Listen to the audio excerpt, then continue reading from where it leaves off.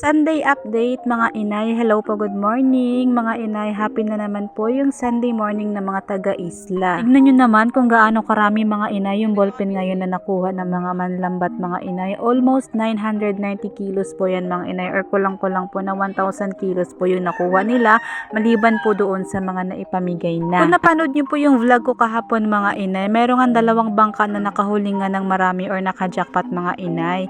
At itong bangka na itong nakahuli ngayon, sila yung walang huli kahapon. At ngayon namang linggo ng umaga, sila naman po yung nakahuli ng marami. Grabe, 'di ba mga inay? At super happy na naman po yung mga nanay natin dito sa isla. Tingnan nyo naman kung gaano sila kasaya dahil nakakapagbilad na naman sila. At hindi lamang po sila, pati yung mga bata ay sobrang happy din dahil nabigyan po sila ng biyaya galing po dito sa ating may-ari ng bangka at sa kapitan. At syempre ang inay nyo masaya din mga inay dahil nga yung aking asawa nga mga inay ay dyan nakasakay sa bangka na nakajackpot mga inay. Syempre papartihin nila yan at magkakaroon sila ng party dyan sa mga nahuli nila. O, diba? Anyway mga inay, nakahingi nga pala ako nitong ballpen nga mga inay doon sa kanila at binigyan naman nila ako. Hindi nga ako nakapagbilad ngayon dyan mga inay. Gawa nga kasing nabisi nga akong maglista ng mga huli nila, kaya pinaubaya ako na lang yung pagbibilad doon sa iba. At umuwi na nga lang ako dito sa bahay para asikasuhin itong pagkain namin, and then the same time maasikaso ko rin itong aking bibilarin. Bibiakin ko na naman pala ito mga inay yung ating ballpen na nahingi. Iipunin ko yan mga inay dahil ibebenta nga natin yan at mas mahal pa yan mga inay kaysa doon sa buo na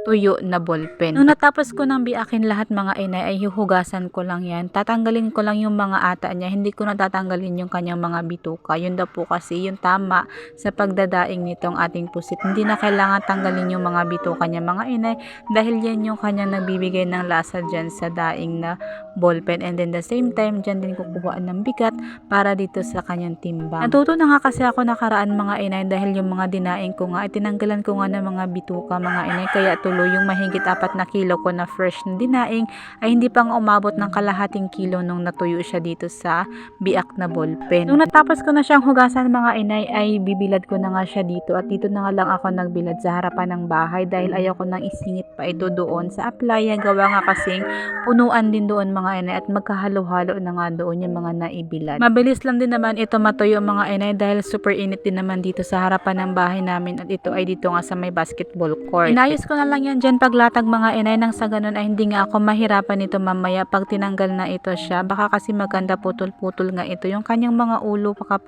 hindi nga ito siya naayos paglagay. Natapos na nga ako dyan mga inay sa pagbibilad nitong aking pusit na daing, at dadalhin ko naman kayo doon sa aplaya. Titingnan natin mga inay kung ano na yung kanilang sitwasyon doon. At nandito na tayo sa aplaya mga inay. Tingnan nyo naman yan kung gaano karami yung kanilang ibinilad at kung gaano karami ang blessing na ibinigay ngayong araw ng linggo. Ganito kabisi yung mga bakit. Uy, nagsusolo. Hanggang dito na lang. Thank you so much. Nagsusolo.